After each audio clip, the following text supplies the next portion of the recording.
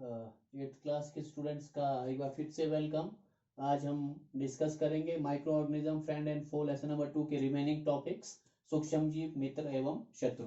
हमने इसमें medicinal use of micro organisms कर लिया था, जिसमें हमने किया था एंटीबायोटिक्स जो है कैसे बनता है। एंटीबायोटिक्स जो है कुछ ऐसे जीव होते हैं जो किसी दूसरे जीव के ग्रोथ को रोकता है, ठीक है। वो अलेक्जेंडर फ्लेमिंग के बारे में बताया था।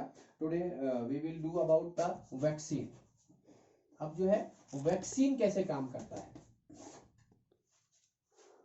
बोलता है आपके बुक में है, when a disease carrying microbe enter our body the body produces antibody to fight the invader. जब डिजीज कॉजिंग पैथोजन हमारे शरीर में एंटर करता है, कोई भी सूक्ष्म जीव है जिससे आपको बीमारी हो सकती है, हमारे शरीर में प्रवेश करता है, हमारा जो WBC है ब्लड में, इट प्रोड्यूसेस एंटीबॉडी। तो इससे फाइट करने के लिए एंटीबॉडी प्रोड्यूस करता है।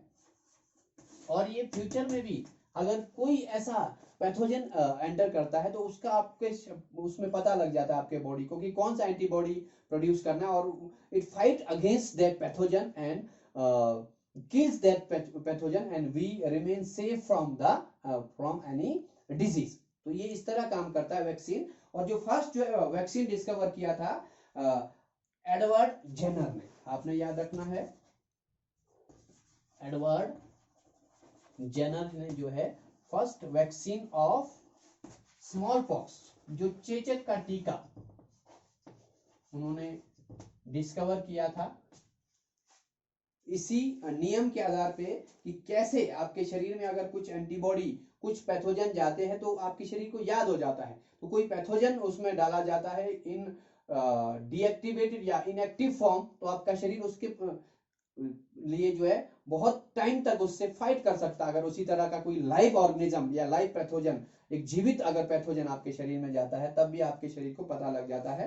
तो in 1798 Edward Jenner discovered this vaccine that is for small pox। इसके बारे में आपकी किताब में है। तो हम और सूक्ष्म जीव का यूज कहां करते हैं, in increasing fertility of soil.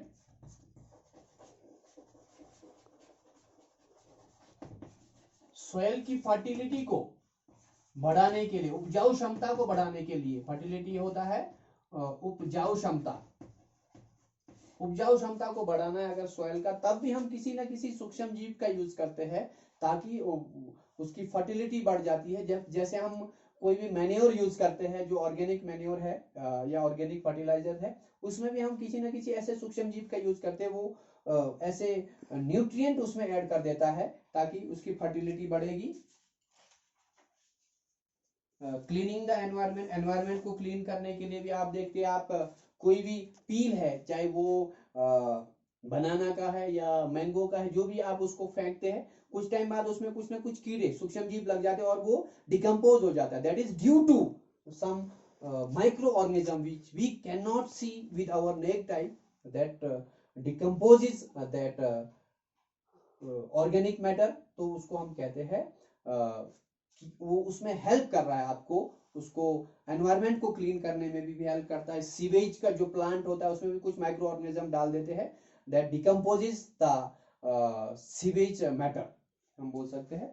आपकी किताब में है। Next comes harmful micro organism which cause disease. आप सबको पता है कुछ कम्युनिकेबल डिजीजेस होते हैं और कुछ नॉन कम्युनिकेबल। कम्युनिकेबल डिजीजेस में जो है which spread by contact with the infected person, कोई उसके छींक से, जैसे आजकल ये जो वायरस है ये भी एक कम्युनिकेबल डिजीज है, ये भी स्प्रेड होता है उसके आसपास जो भी माइक्रो ऑर्गेनिजम्स है, पैथोजेंस है, वो अगर छींकता है, स्नीज करता है, उससे माइक्रो ऑर्गेनिज्म एयर में चले जाता है। तभी हमें एक सोशल डिस्टेंसिंग का गवर्नमेंट हमें कहती है। आपके बुक में दिया हुआ है जैसे ट्यूबरक्लोसिस है, this is also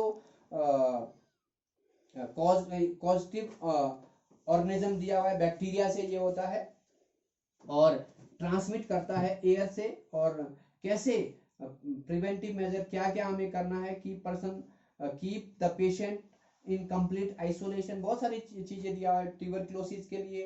measles virus से फैलता है, चिकन पॉक्स वायरस से फैलता है, पोलियो भी वायरस से फैलता है। ये कुछ ऐसे डिजीज है, पैथोजन इसमें दिया हुआ है और किस से वो ट्रांसमिट हो रहा है, कैसे फैल रहा है। उसके बाद कॉलेरा है, this is caused by micro organism that is called bacteria. Typhoid भी बैक्टीरिया से। हेपेटाइटिस ए वायरस से होता है, मलेरिया प्रोटोजोआ से होता है।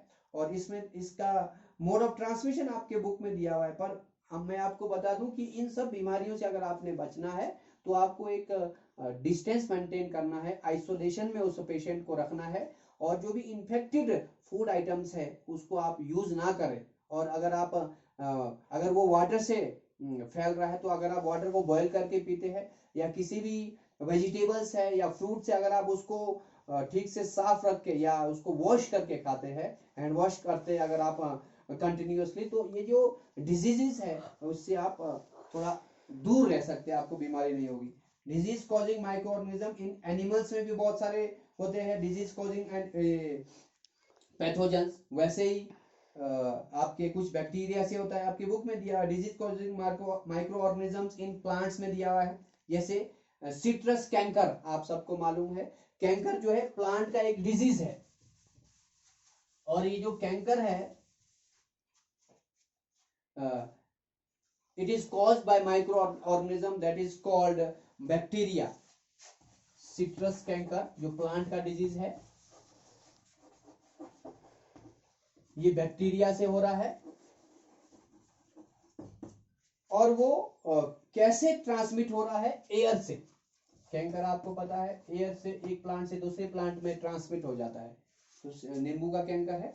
रस्ट ऑफ व्हीट, व्हीट का एक बीमारी है, वो फंगस से होता है और एयर और सीड से फैलता है। येलो वेन मोजाइक ऑफ भिंडी वायरस से फैलता है और वो इंसेक्ट से ट्रांसमिट होता है।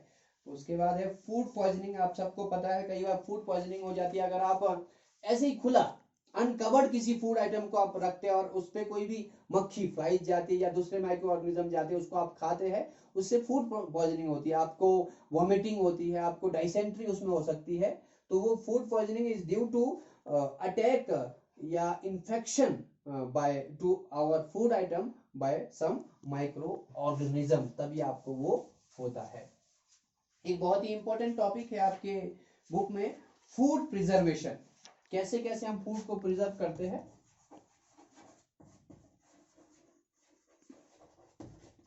इसको मैं ओरली आपको ऐसे ही बताऊंगा, आपने बुक में देखना है।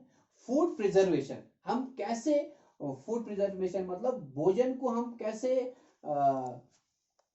रोक सकते हैं खराब होने से, उसके बारे में है। कैसे हम उसको प्रिजर्व कर सकते हैं, कैसे हम बहुत समय तक उसको हम खराब होने से बचा सकते हैं, फूड प्रिजर्वेशन।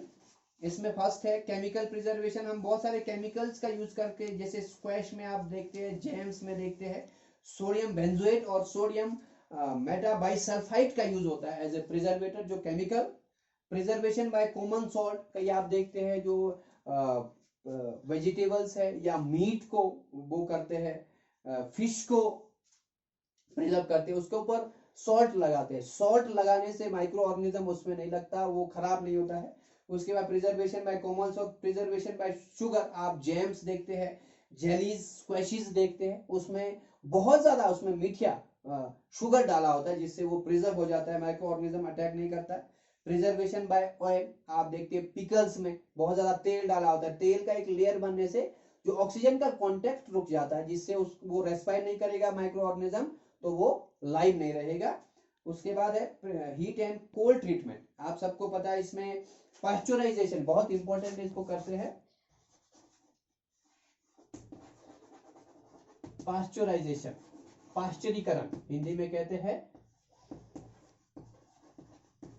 पाश्चरीकरण।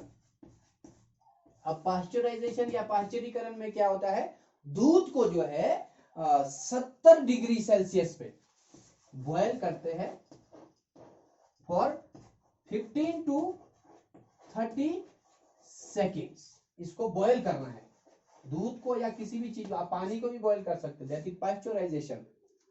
मेनली दूध में ये हो जाता है। आप मिल्क को क्या करते हैं, पाश्चराइजेशन में आप 70 डिग्री सेल्सियस पे उसको बॉयल करते हैं और 15 से 30 सेकंड तक उसको बॉयल करके फिर उसको ठंडा करते हैं।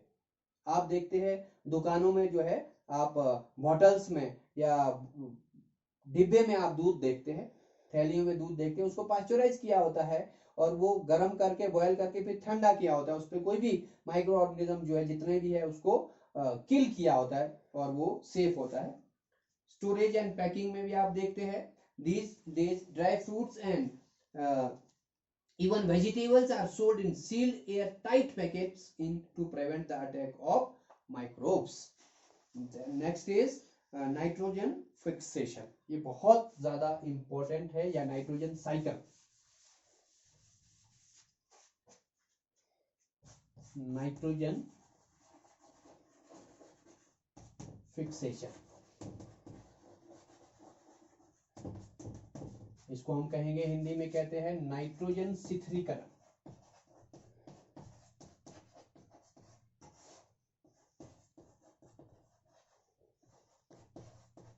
नाइट्रोजन शिथिलीकरण जो है आप सबको मालूम है, nitrogen is present about 78% in our environment, and plants need for preparation of protein. Nitrogen is very essential element for the plant, but being most abundant in our environment, plants cannot directly use environmental nitrogen.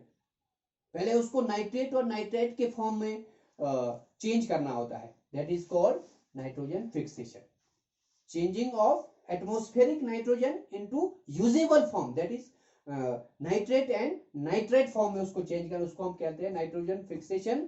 वो सिर्फ जो है leguminous plant में जो एक rhizobium एक bacteria होता है,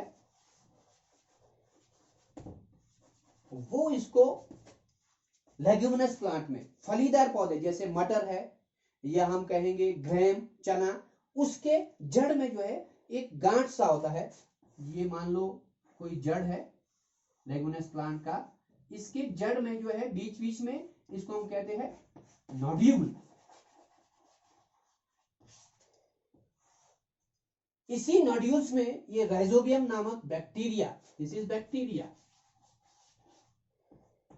ये पाए जाते हैं इसमें, और ये बैक्टीरिया जो है इस एटमॉस्फेरिक नाइट्रोजन को नाइट्रेट या नाइट्राइट के फॉर्म में चेंज करके उस प्लांट को अवेलेबल करा देते हैं।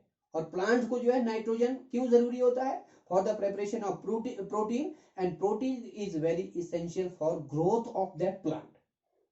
ह्यूमन बीइंग में भी ये जरूरी होता है। तो नाइट्रोजन, इसको कहते हैं nitrogen fixation, that is conversion of atmospheric nitrogen into usable form by any bacteria, that is a rhizobium, that is called nitrogen fixation. Next and last topic of this chapter is nitrogen cycle.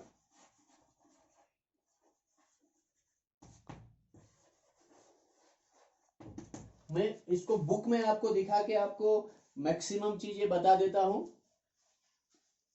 आपने book में देखना है। Atmospheric nitrogen है, ये कहां कहां पे use होता है? ड्यूरिंग लाइटनिंग, लाइटनिंग होती है, यहाँ पे नाइट्रोजन साइकिल है, लाइटनिंग होती है, लाइटनिंग में जो है वो टूट जाता है compound of nitrogen in the soil, वो टूट कर सॉइल में जा रहा है नाइट्रोजन के उसमें, और bacteria turn compounds of nitrogen into gaseous nitrogen, change कर रहा है, फिर से नाइट्रोजन वो दोबारा उसमें जा रहा है। सेकेंड इसका पाथ है, देखो नाइट्रोजन फिक्सिंग बैक्टीरिया, मैंने कहा था राइजोबियम है, वो उसको यूज कर रहा है एटमॉस्फेरिक नाइट्रोजन को, and bacteria in turn fix nitrogen into nitrogenous compounds, छोटे कंपाउंड में तोड़ रहा है, and compounds of nitrogen in the soil, soil में चला गया, प्लांट ने उसको यूज किया। उसके बाद जो वो प्लांट के रिमेनिंग जो पार्ट्स है वो बच जाते हैं सॉइल में, उसके बाद वो bacteria turn compound of nitrogen into gaseous nitrogen में चेंज कर रहा है, वो दोबारा से नाइट्रोजन एटमॉस्फेयर में जा रहा है, इसलिए इसका जो साइकिल है एटमॉस्फेयर में फिक्स रहता है। और भी पाथ है, देखो compound of nitrogen in the soil है, वो क्या हो रहा है? अपटेक बाय प्लांट, प्लांट उसको ले रहे हैं, और एनिमल ईट प्लांट, एनिमल का जो हर्बेशियस है, जो शाकाहारी पौधे उसको खा रहे हैं, उसके बाद नाइट्रोजन जिनस वेस्ट उनका निकल रहा है, फिर से वो सॉइल में जा रहा है। जो भी प्लांट का पार्ट है, प्लांट उसको यूज कर रहा है, प्लांट यूज कर रहा है, उस प्लांट को एनिमल यूज कर रहे हैं, एनिमल का जो वेस्ट है, चाहे उसका मैन्योर है, जो गोबर वगैरह है या उसका यूरिन है, वो अर्थ पे जा रहा है और उसके वेस्ट के फॉर्म में उसमें अर्थ में रह रहा है। फिर उसको जो उसके बैक्टीरिया उसको टर्न कर रहे हैं, चेंज कर रहे हैं इन गैसियस फॉर्म में, गैसियस फॉर्म में चेंज होने का दोबारा से जो है एटमॉस्फेयर में जा रहा है। इस तरह से जो नाइट्रोजन का एक फिक्स्ड साइकिल जो है बना रहता है। तो क्या क्या आपने इसमें देखा, लाइटनिंग हो रही है, लाइटनिंग के द्वारा जो भी एटमॉस्फेयर में नाइट्रोजन है वो दूसरे फॉर्म में चेंज हो रहा है, फिर अर्थ में जा रहा है, अर्थ में जो भी बैक्टीरिया है वो उसको चेंज कर रहे हैं। उसके बाद आपने देखा कुछ नाइट्रोजन फिक्सिंग बैक्टीरिया है वो उसको चेंज कर रहे हैं यूजेबल फॉर्म में, उसके बाद अर्थ में जा रहा है, उसके बाद दोबारा से वो बैक्टीरिया उसको चेंज कर रहा है गैसियस फॉर्म में, या प्लांट जो है या कोई भी प्लांट जो है उस नाइट्रोजन प्रोडक्ट को ले रहा है, उसके बाद उसको एनिमल ईट कर रहे हैं, एनिमल का जो रिमेनिंग प्रोडक्ट है या वेस्ट प्रोडक्ट है वो दोबारा से अर्थ में जा रहा है। इस तरह से एक फिक्स्ड अमाउंट जो नाइट्रोजन का बना रहता है, दैट इज 78%। मतलब एक सर्कल बना रहता है, एक साइकिल प्रॉपर चलता रहता है नाइट्रोजन का इस अर्थ पे या एटमॉस्फेयर में। मतलब एक सोर्स से नाइट्रोजन को यूज किया जा रहा है और वहां से दोबारा रिलीज होके दोबारा एटमॉस्फेयर में जा रहा है। This is the reason why the standard amount of जो भी नाइट्रोजन है remains fixed, that is 78%। all this was about this chapter micro organism friend and foe हमने पढ़ा, और नाइट्रोजन साइकिल जो बहुत ही इंपॉर्टेंट था, और प्रिजर्वेशन के चाहे साल्ट से कर रहे हैं, शुगर से कर रहे हैं, केमिकल से हम कैसे प्रिजर्व करते हैं, ये भी सारी चीजें हमने की है। तो आपने इसको ठीक से अंडरस्टैंड करना है, पढ़ना है और इसके क्वेश्चंस को रिपीट करना है। Thank you.